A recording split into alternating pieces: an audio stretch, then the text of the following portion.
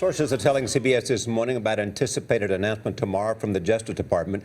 Tech giant Infosys will pay $34 million to settle charges of visa fraud. That is the biggest fine of its kind in American history. Our senior correspondent, John Miller, is a former FBI assistant director. John, good morning. Good morning. Good morning. So this is about Infosys. It's the second largest software exporter and has about 30,000 workers in the U.S. In 2012, we reported the results of a CBS News investigation based on allegations from a whistleblower. He claimed the company was involved in a massive fraud that may have put thousands of Americans out of work, all in the name of profits. A lot of these people over here on illegal visas. Jay Palmer was a principal consultant at Infosys.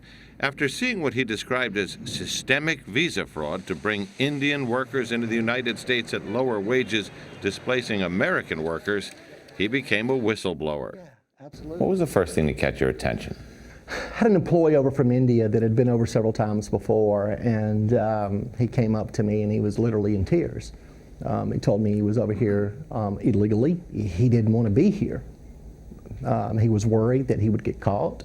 The scheme Palmer says he uncovered involved bringing in Indian workers to the U.S. under false pretenses, using visas claiming they had special expertise that couldn't be found in the U.S., visas claiming they were just here for a meeting, and visas claiming they wouldn't work in the U.S. CBS News obtained these internal Infosys documents that allegedly gave employees instructions on how to lie once they got to immigration. So then, what's the motive to bring them in? You could hire an American who is trained in that particular discipline and do better. It's purely profit. And Palmer says some of the workers who claimed to have special expertise actually had to be trained by the same American workers whose jobs they were taking. Did you find that they were all people who had some special expertise that we couldn't find here? Absolutely not. Not even close. Palmer says Infosys executives knew about the fraudulent practices and continued them to increase company profits. It's really about getting people over, no matter what the cost or whatever. And I think that's the first time I heard the term, Americans are stupid. And they said that in reference to The law.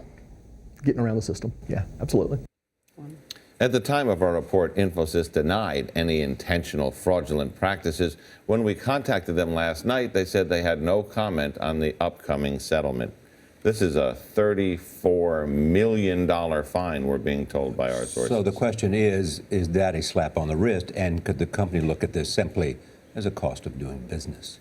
I think when you're a $30 billion company, when you have $6 billion in sales every year, $34 million is certainly the kind of hit you can take. And Charlie, this is part of the larger discussion about settling with corporate America.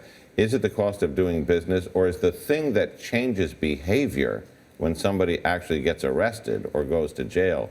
So we'll see how this unfolds with the announcement tomorrow and what the fallout is. All right, John, thank you.